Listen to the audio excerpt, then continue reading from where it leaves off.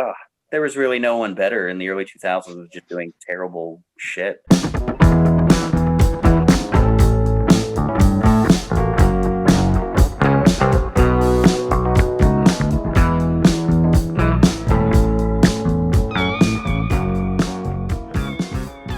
What's up, everybody? Jason, Joe, and Krams are here. Albums of the Year series. We just cannot let it go. We got one more for you. We're going to recap the entire series. We're going to give you some stats. This is going to be the stat show. Just some numbers for you. The first thing I came up with was the number of unique artists that we each had. I had the most, actually, which I was surprised of. I felt like I was repeating all of the time with my picks. But I had 162 unique artists. Kram had 161. And there's an asterisk on Joe's. It's either 157 or 158, depending on whether or not you count Ben Folds 5 and Ben Folds as separate entities. Interesting. I probably would count them as separate entities. Yeah. I'm 2 out of 3 wins. Yeah, I'm right. 158 for Joe then. Wow, I can't believe all of us were that close. Just a 4-album margin. Like, that's crazy. It's good variety. Yeah. As far as multiple winners go, I had 6 different artists win multiple times. Joe had 8 different artists win multiple times, and Kram had 7. So we're pretty close on that too. Joe only had 1 artist win 3 times, and that was the most. So his 3-time winner was Elvis Costello. His 2-time winners were Beach Boys, Beatles, Zeppelin, Stevie Wonder, Jellyfish, Ash, and Coheed and Cambria.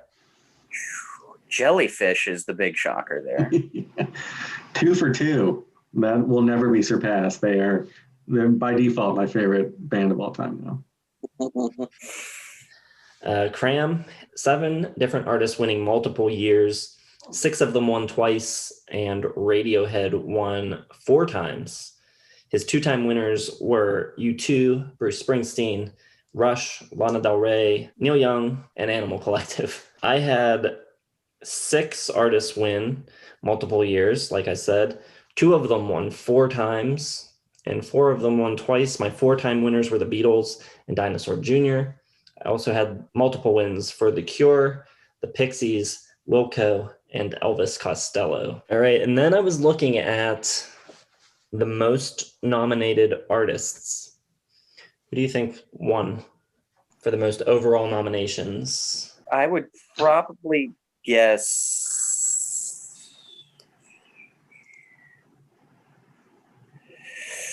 the Beatles were so short. I'd guess Rush, maybe, just for that window. Like, me and Joe were banging them out from like 80 to 85 pretty regularly. I'm not sure. I would say the Beatles, probably. I mean, it's got to be the Beatles. It's got to be the Beats. Maybe Zepp, but I think I'd go with the Beatles. So the top is the Beatles with 19 nominations. The second most is Elvis Costello, between me and Joe, 16. I think Kram nominated him once, maybe? Yeah.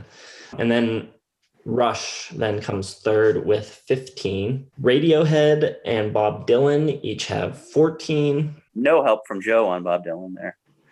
1. Which one? I can't remember. It was 65 or 66. Highway 60. You had Highway 61, yeah. And then after that, you've got David Bowie and Led Zeppelin with 11 each. And then surprisingly strong showing with 10 nominations, Elliott Smith. He had 10. Also Pearl Jam with 10. Then you have Talking Heads, The Who, Dinosaur Jr., all with 8 apiece. Beach Boys, Steely Dan, each have 7. Neil Young, The Smiths with 6. Todd Rundgren, Pink Floyd, they each had 5. So, yeah, some other big artists that didn't get as many as you might expect. Springsteen only had 3. That can't be right. Oh, yeah. Yeah, I only nominated The River and Born to Run. And Joe nominated Born to Run. Those are the 3, right? Born to Run didn't even make my list. No, Joe had none. You had Born to Run River, and Rising. That's right. Should have had Darkness on the Edge of Town. That's probably my biggest mess up from the entire series. That looking back, it's like my third favorite album of that year. I should have made it. Joe had him in there, and then I kicked it off for Kate Bush. And I do have to say, there are a couple of changes since we've recorded some of these. Not quite as accurate as it could be, but I have a couple of changes in 74, 78, 82. We're not going to get into that because that's just too much. Best years, worst years overall? What are you feeling? 71, 91, 70. Those are the three that come to mind as the best. 1970, 1971, and 1991. Loaded. Worst, 2018 and 1990. My worst, everyone knows my worst. It's 1998. It's a terrible year. Embarrassing. The best, I thought, I've been saying for a while it's 75, but 75, 73, 71, and 74 are all, I mean, I have too many 10 or 5-star albums to even like count. And every time I go back and like, I'm looking through the year, oh, another 5-star album, another 5-star album. I guess right now I would say 75 has the most like perfect 5-star albums, but it's pretty close. There's these 70s, man. Whew. So my best is 71. 72 is probably the runner up. And then 70, 73, 74, they're all in there as well. The bottoms for me, 81 and 82 back to back for me are the weakest years. And then probably 90. And then surprisingly, 1992, I was not a very big fan of either. And 1982 is probably my favorite year outside the 70s. So I don't know what the hell you're doing. I think the 80s are my least favorite decade overall. It's between the 80s and the 10s, but the volume of the 10s is better than the 80s. Like the great stuff in the 80s is great. Like I look at my winners and my nominees and I adore all of them. But like it kind of goes off a cliff after like, you know, when you're in like the 35 to 45 range in like the 80s, you're already down in like 2.5-star territory for me. It's such a singles, you know, dominated decade for me. I love 80s pop music and I love the songs, but yeah, I think 80s is the worst. Then 2010s. Then I'll go 70s are the best, then the 2000s, then the 90s. I would have to go 70s, 80s, and the 90s. Maybe the 2010s and the 90s are probably close. The 2000 to 2009, I don't even want to talk about it. So my ranking goes 70s first, then the 2010s, then the 2000s, then the 60s, then the 90s, then the 80s. But that is only taking into the account the quality of LPs. When we do songs of the year, my ranking 60s might move to the top because I think singles from the 60s are pretty unbeatable. I think the 80s will move up too and not be at the bottom. So yeah, totally different ball game when you're talking singles versus LPs. What artist are you surprised the most for underperforming, either with nominations or wins? Or Yes, Deep Purple.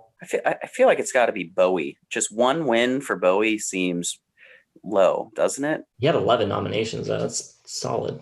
True.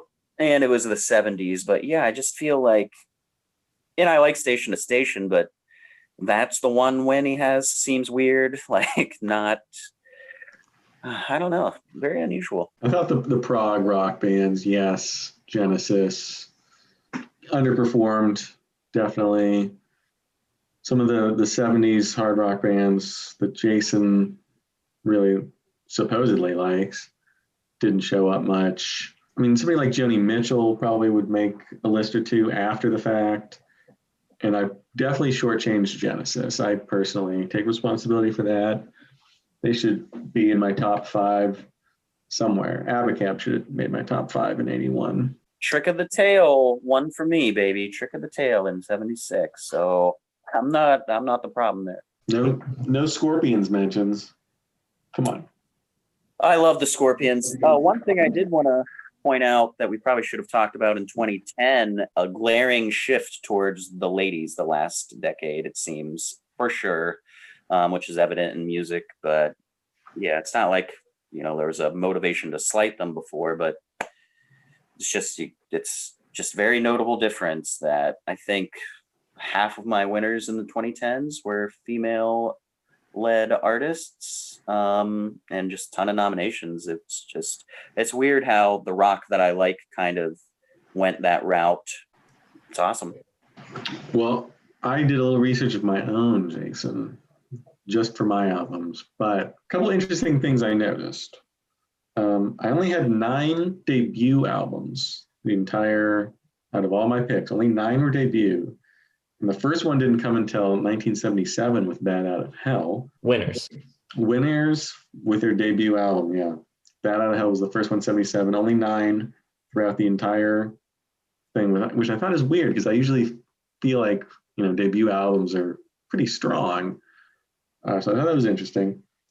The largest gap since their debut album for a winner was, of course, Aerosmith with Pump in 1989, which came out 16 years after their debut, which I thought is interesting. I'm the kind of person who, once you get past that 7 to 10 year mark, I don't even care about you anymore. I don't even know who you are.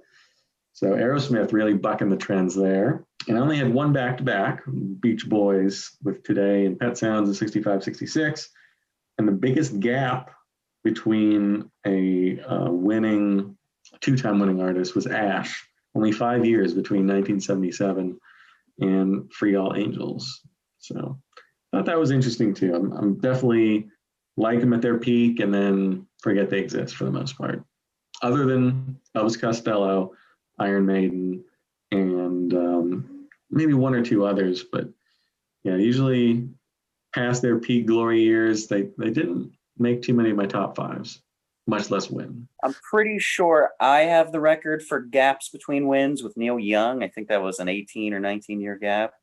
I don't think anyone else did that, right? That was a pretty hefty one, 74 to 1992. Yeah.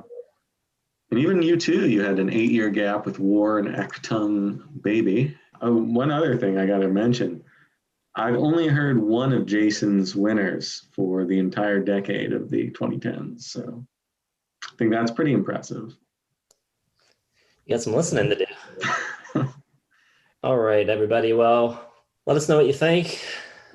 If you see any other interesting trends or things that happened during the series, anything on your own list that are interesting, drop them down in the comments. Hit the like button. Subscribe to the channel if you haven't already, because even though this series is over, we've got more stuff planned. Big things on the horizon here at Listography. And then hit the bell for notifications, check the description, follow us on social media, and we'll see you in the next video. Thanks for watching.